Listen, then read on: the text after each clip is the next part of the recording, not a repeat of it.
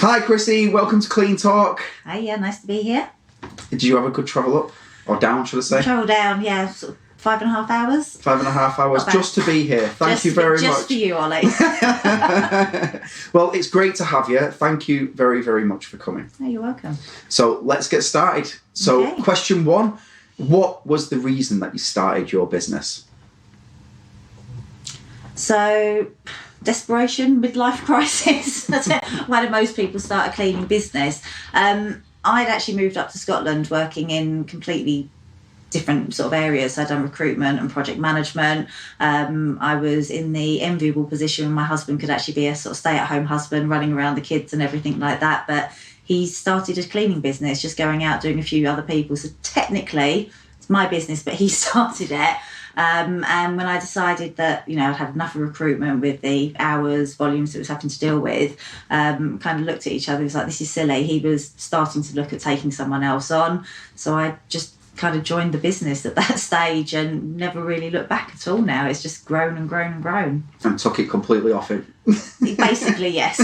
Yeah, I think he's like pushed you to be the front and face of the business and things like that. We started off very much in a domestic industry and it was quite hard, especially actually for us, technically in a foreign country up in Scotland, to go through for a man to kind of break through into the domestic side of things. He'd done really well with what he got. But I was able to sort of get in front of more customers, build the rapport quickly, get in there and get the job done. So he was just like, no, I'll sit in the background and I'll push Krissi to the front of it. So yes, this sort of became the face of the company and it's my baby now. Brilliant. So what is your business name and why did you choose it? So the business is called BD365 Limited, which means absolutely nothing to anyone whatsoever. It came about because prior to moving up to Scotland, both my husband and I ran a business development consultancy business. So it was BD, Business Development 365. So when we actually came up and we were going to actually start having the cleaning business, or better have a name for it, and we were like, well, we've got this sitting here, let's just use that.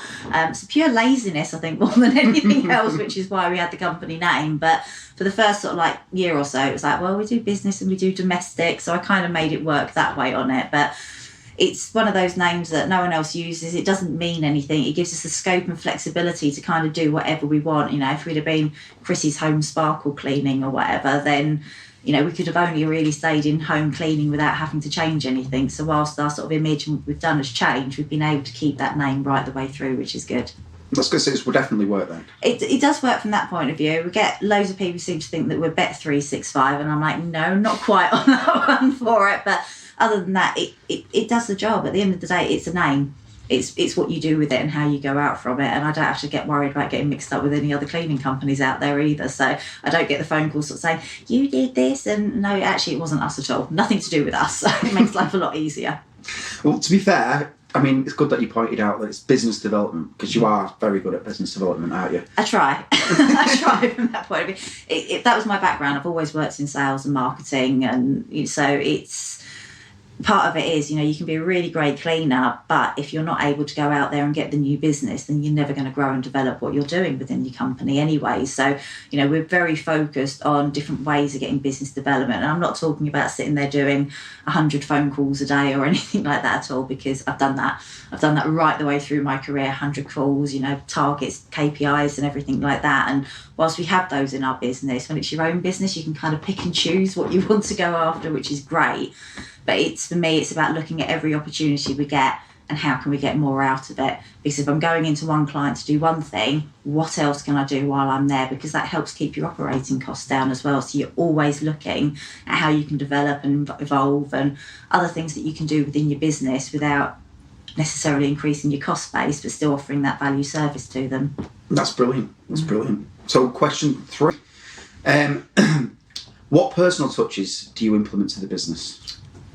So we've done quite a few different things to begin with. When you start off, everyone does the folding the toilet roll with the little stamps on them and things like that, all the Halloween gifts, Christmas gifts and things as well.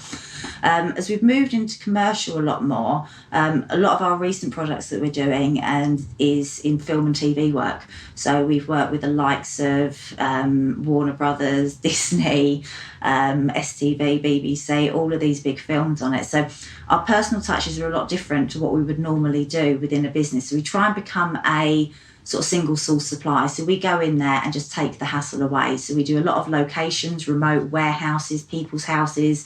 We've gone into what look like squats where there's nothing there at all, but we're all about making life easy for them. So we will go through and make sure that we've got toilet rolls. We'll even put kettles, mugs, tea and coffee there on it, because that way they don't have to worry about it and we're just taking the hassle away from them. Little things like all the security guards that work on our sets, we give them all, like if we're going out to pick up lunch, we'll pick them up a coffee or something like that as well, because they can't move from their post. So, you know, if we do that, but they go to another client and they've got my business cards and they hand them out when things aren't working, and we actually pick business up from it. So, you know, it is that little bit of a personal touch, but it's also that personal touch with that, you know, okay, what else can we do from it? So it's just offering a consistent service. Ultimately, that's what clients want. They want that consistent service on it. We don't necessarily turn around, I never say we're the best cleaners in the world. I actually go in there and say to clients, we are going to muck up at some stage down the line on it, because we are. We hire cleaners, they're workers, people are not going to show up, they're going to do something wrong. And we just say that we're never going to make the same mistake twice, or at least not 3 times anyway on that one, and just put it into place. So for us, it is just about that tailored service, finding out what we can do, what extras can we do just to make their life as easy as possible, so that we don't have to market. They just pick the phone up to us when they go to their next job, and we pick up the business that way from them. It's almost like a really good referral strategy. It works. You know, I have not done in the last 6 months any outbound marketing work whatsoever, yet we've got all of these TV contracts and things like that from people we've worked with that have gone from one production to another, and they're just literally dragging us along with them, which is fantastic. It's just assumed, Krissi, can you come and do this for this next week? Next week? Really? Where is it? Isle of Skye. Really? But yes, we do it. We make it happen. And for us, that's better than any kind of little personal touches or anything like that. We know what they want. You know, we find out what they need, what they do. So, for a great example, we've just, I think it showed you a picture like the warehouse clean that we were doing on that one. And obviously we have to go in, we have to make it safe. It's going to be someone died in this warehouse. It's wonderful, all of these special effects they're going to do, but there's debris all over the floor. So we have to go through, clean it, sweep it, make sure it's all safe for them to come in and work. And then I'm getting to the end of the job and I'm like, I know what they're going to ask for. They're going to turn around and sort of say, you've made it too clean, but we can't sweep it without doing that. So we deliberately left 3 bags of like rubble and things like that in the corner, tucked out of the way for them. But we know there's no nails, no glass or anything like that in for them. And sure enough, it's a little bit too clean. It's like, go and look in the corner, it's fine. Just go and put that out. And there's some masks there as well for you in case of the dust. And they're like, thank you so much, you know. So it's just understanding what they want and delivering it, and sometimes kind of almost second guessing what they want and just being that little step ahead for them as well. That's brilliant. It's different. It's challenging.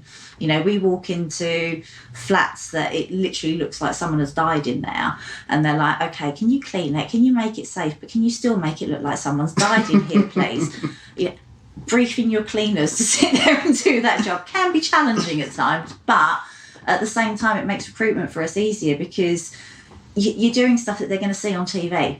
You know, the bottom line is we can watch, like, you know, there's TV show Crime, which is on Amazon, BritBox or something, BritBox it is, and we can go through every single place they're filming. It's like, we cleaned there, we cleaned there, we cleaned there, we cleaned there, we did that, and it's quite nice. Staff love it. They're still cleaning people's houses or offices and things like that, but it's for a TV show or a film, so it is that bit more exciting. It makes it easier to attract staff as well.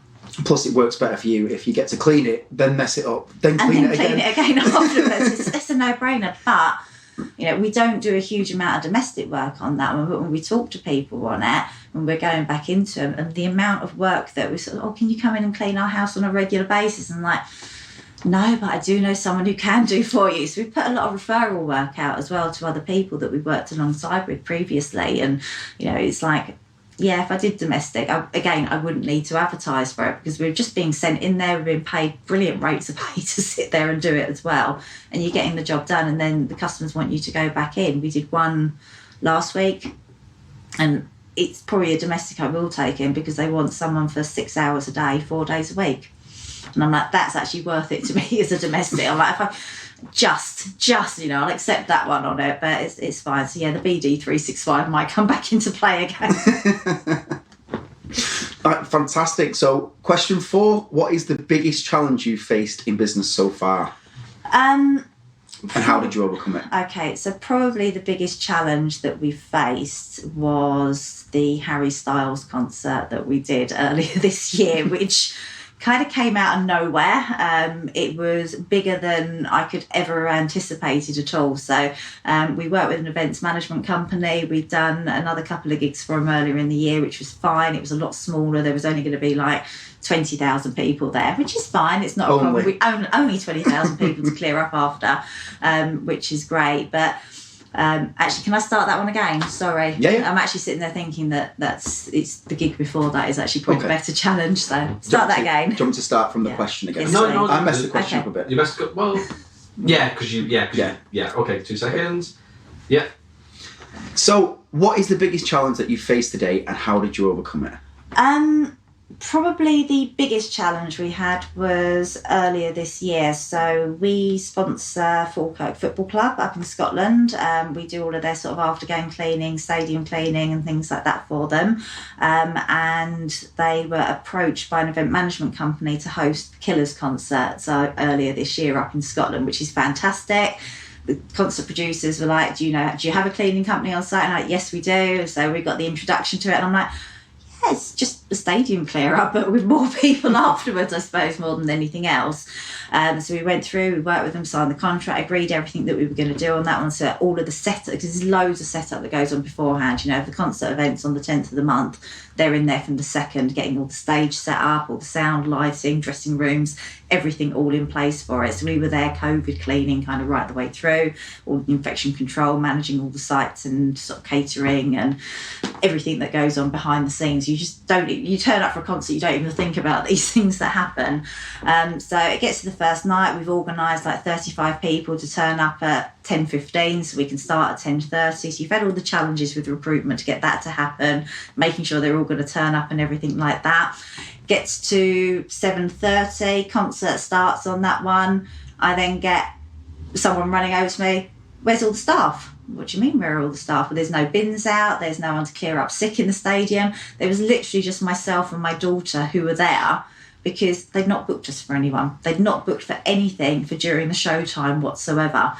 So nothing was being done with all the external toilets or anything like that at all. It was biggest pock-up that you could ever imagine, quite frankly. So you've got myself and my daughter literally running around like lunatics, tying like bags onto railings, bins, the whole lot. Obviously you've got all the catering people.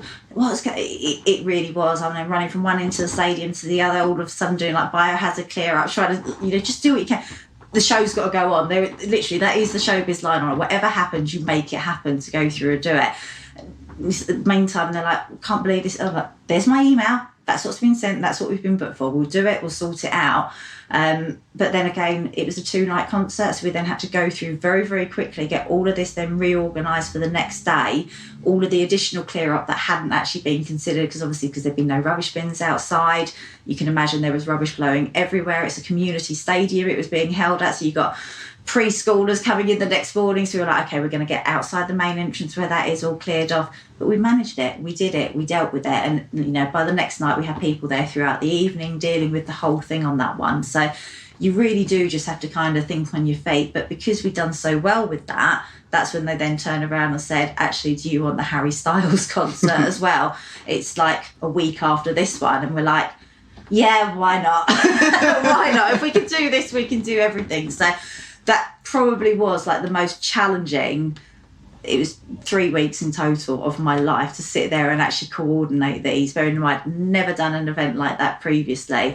They were some of the first events that had ever kind of gone on since COVID. So it was almost like all of the people behind the scenes had forgotten how to put an event on in the nicest possible way. They'd missed the obvious bits. So, but by the time it got to like the Harry Styles, have you got enough bins? Have you got this? Have you got, you're going to have people tenting outside. What are you going to do with that? We were actually kind of asking these questions and getting it prepped up. And so you just learn. You think on your feet. You find a solution for it, because you can't just say, not my problem. You can say not my problem, but not if you want to do more work. And if you want to bill them for it next time. Exactly. Yeah. Oh, trust me, the bill was great. I loved it. That's brilliant though. For me, being able to turn that around from two of yous, and how many thousand people?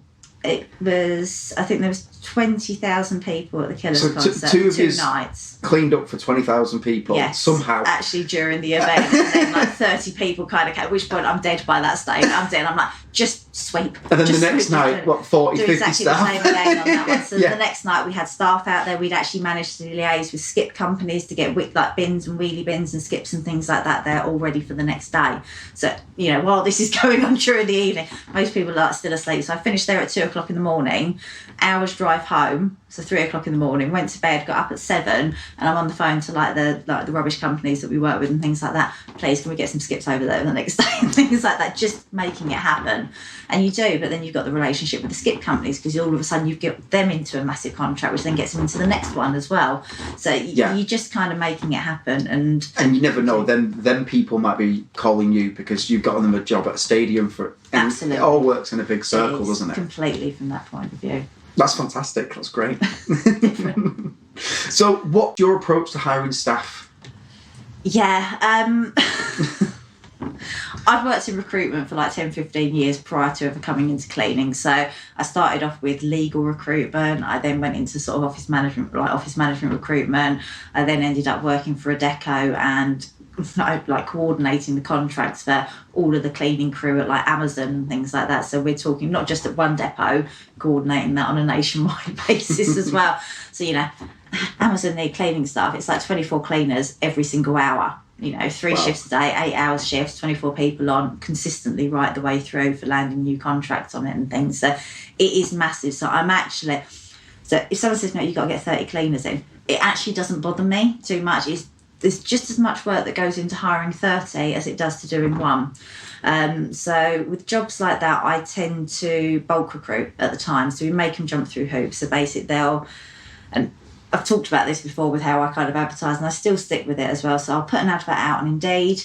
I will go through at the bottom, there is the instruction. If you are interested in this job, please text me.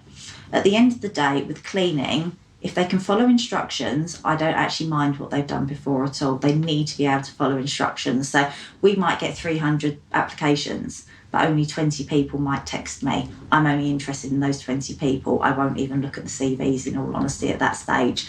Those 20 people, I will then go back to them with a pre-prepared message that's saying, this is what the job's about, this is what we're looking for, this is what your hours are going to be, the whole lot. So it's kind of all documented down on that one. And then now we kind of get them to then book an interview on Calendly at that stage. So they're setting their own time. Calendly will send the reminders out on it.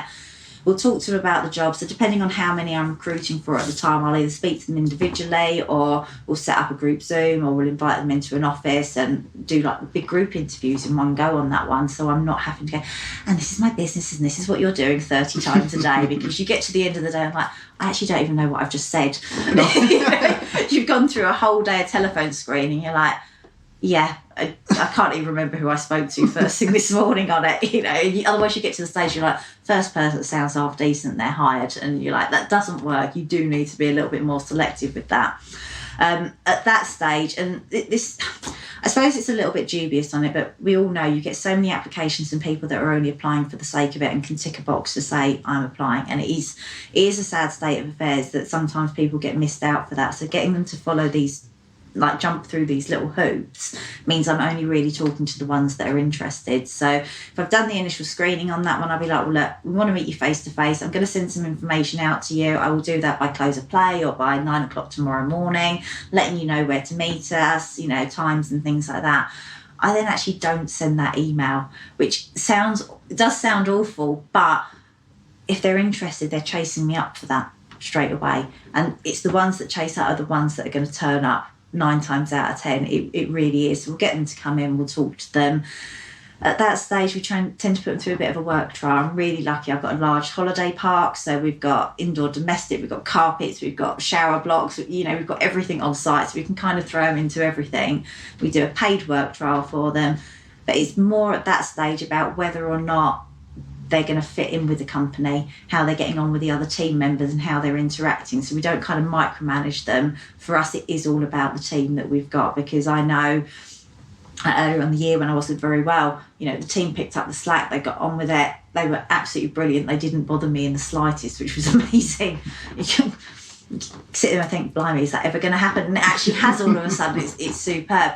And, then we'll offer them the job. So we do make them jump through the hoops on that one, which sounds awful. But the amount of times I've set up interviews and people just haven't shown up. So even now I will set 2 to turn up at the same time. And if they do, I'll just make one wait or fill in an application form while I'm doing the other one on it. Because my time is my time is valuable. I do not have the time to sit there all day waiting for people to show up, because that could be when I'm doing other things, like new business, looking at other areas that we can grow and develop the business on that one. So I don't waste my time on it. I mean, we were talking earlier where I've got a job application out at the moment. We've had 30 odd people apply. Anyone that's going to actually come is coming for a group interview, because I cannot waste 30 hours interviewing everybody individually. Yeah. Now imagine when you got to get 60 people in to sit there get 30. That. Yeah. But when we did like the concerts, we had to get 60 people in to sit there and cover the shifts for the Harry Styles concert. And again, it was exactly the same process on that. We made them jump through hoops, forms, things like that, because to get 60 people in, realistically, I've got to interview 300 people. The way that it works on that, I'll go through and potentially try and talk to 300 people. It's not feasible. No. I could use a recruitment company to do it. But there's going to be huge fees attached. It's huge fees on that. Are they going to necessarily do anything different to what I'm doing? No, I still know people in the recruitment industry on that one.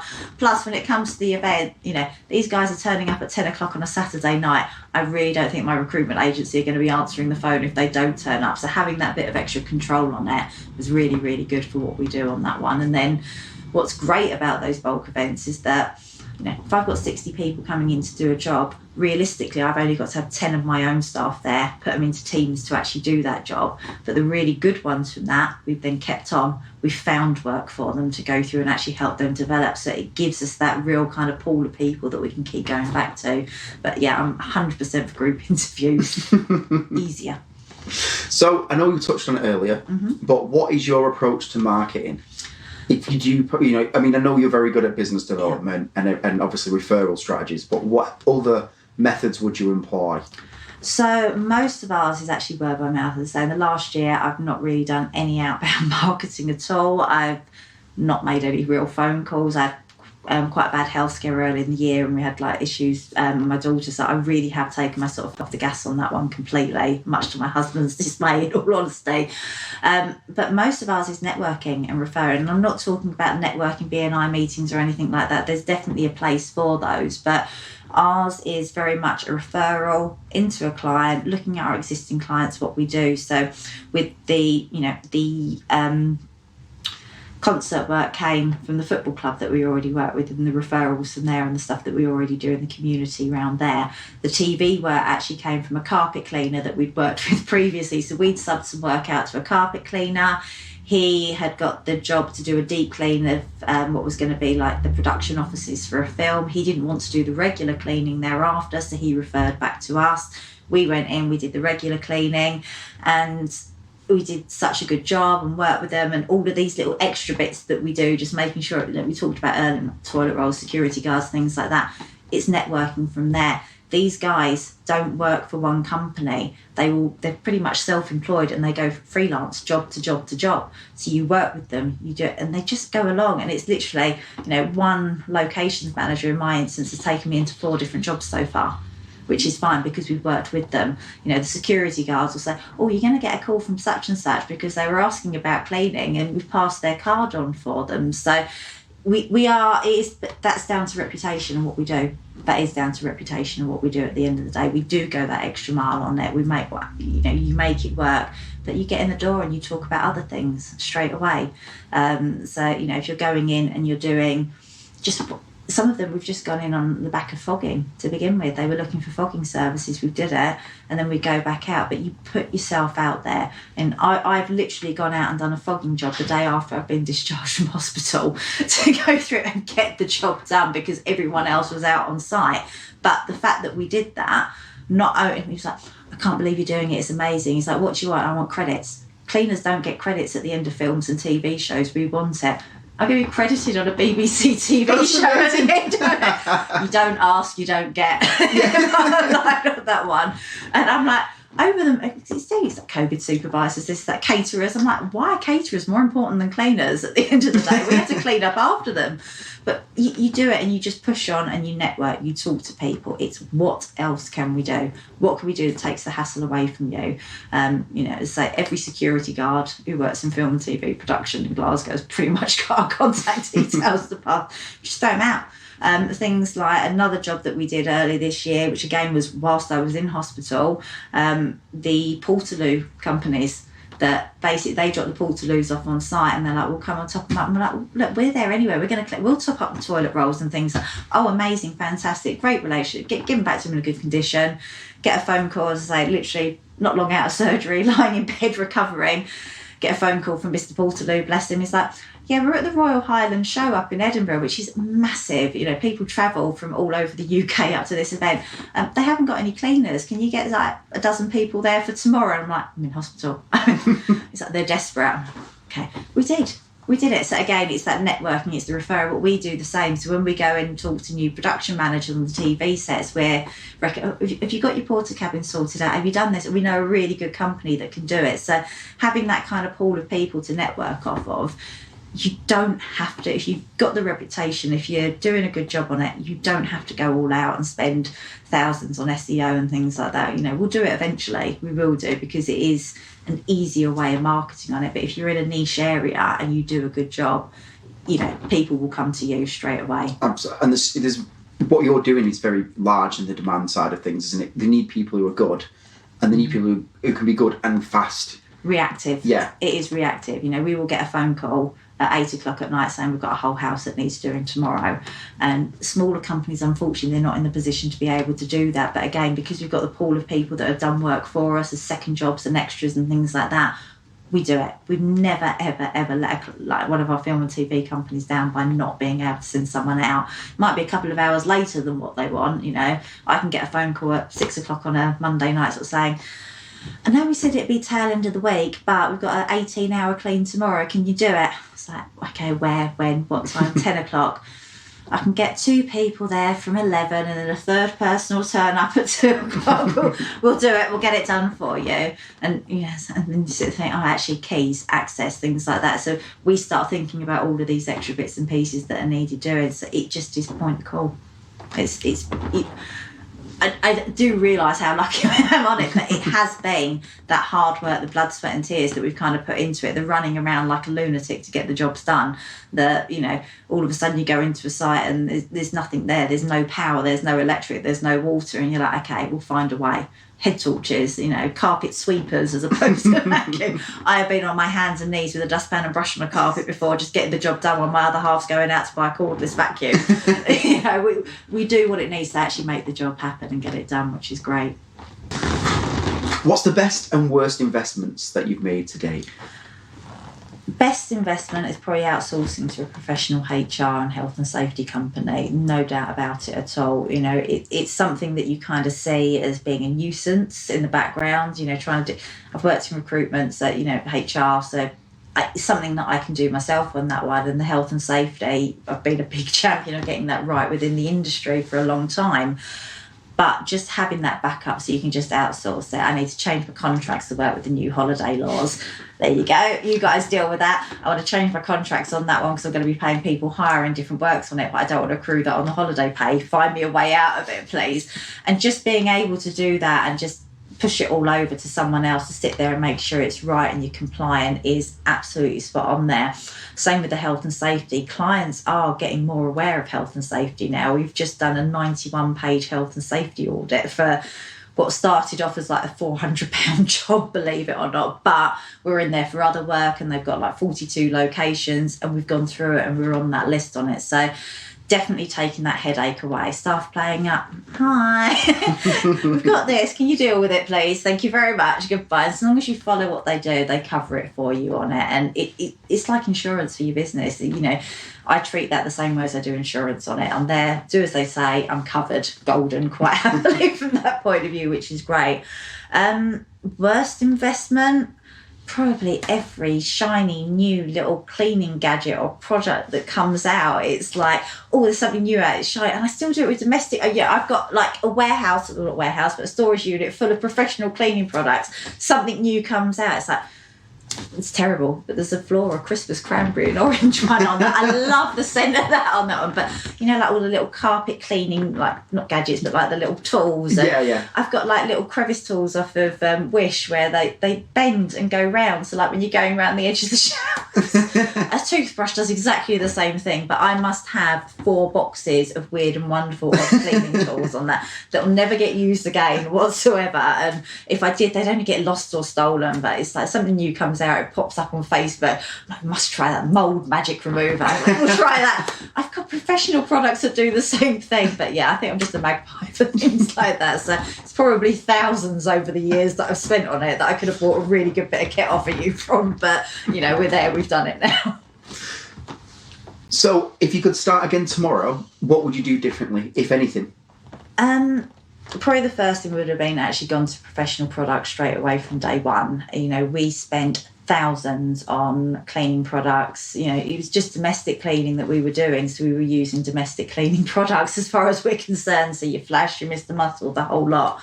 Elbow grease for empty tenancies and things like that. But the commercial ones are so much cheaper. You know, you're talking getting like 50 bottles out of a 5 litre when you're diluting them and going down through them, and it makes life so much better. You know, it really does. You're talking probably saving a 70p for every single bottle that you buy. And as a domestic cleaner, you go through a lot. It's not only that, it's your time to go out and collect them, it's disposing of them. And then when you start learning to do things professionally, you're trying to write cost reports for them as well. You're like, no. So at that stage, I'm going to professional products on that. We'll use that. They'll give me the cost straight away for it.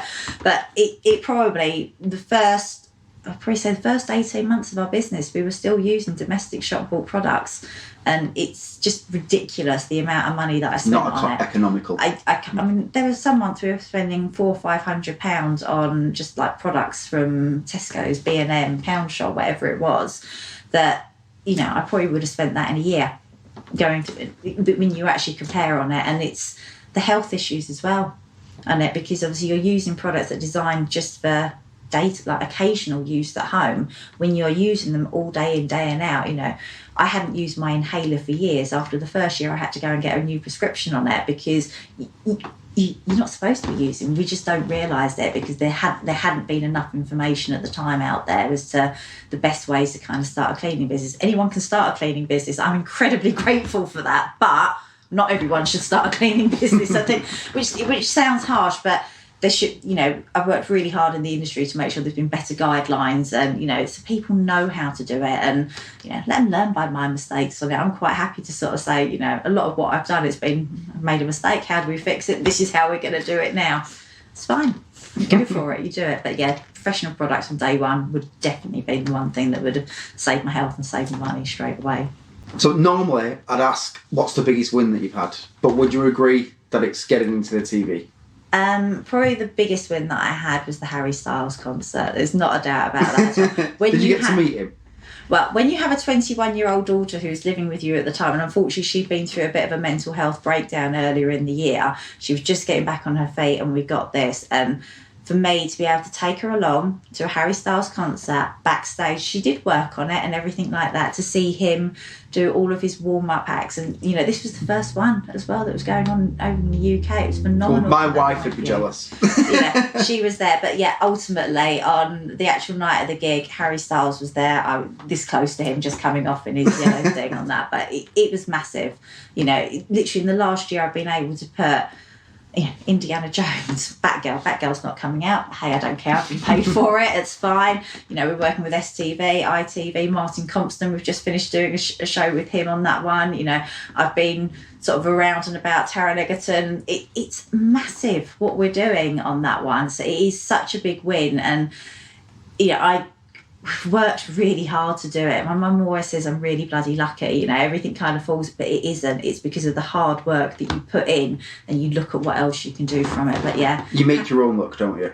You do, You do, definitely. You know, sometimes you get a little break, but then you've got, you know, we could have just had that first concert and that'd be it. You know, we could have sat there on that first night with that first concert and just panicked, no, sorry, we can't do that. But we did it. And that then got us the, you know, extra work from that, the Harry Styles work, other work and bits and pieces that's going to come up. So you do make your own luck out of it, but you have to be able to kind of sit there and say, what else can I do? How can I make this go further? How can I sit there and make this do something more? So yeah, definitely the Harry Styles one, I think. I don't care, to be fair, but my daughter was over the moon. I can imagine. So finally, what's the one piece of advice you'd give somebody starting up tomorrow? Definitely using professional products. I think it's something that I see so much. Even, you know, I've been on a training course over here for the last couple of days and I'm still seeing cleaners that are using shop bought products, and just don't do it.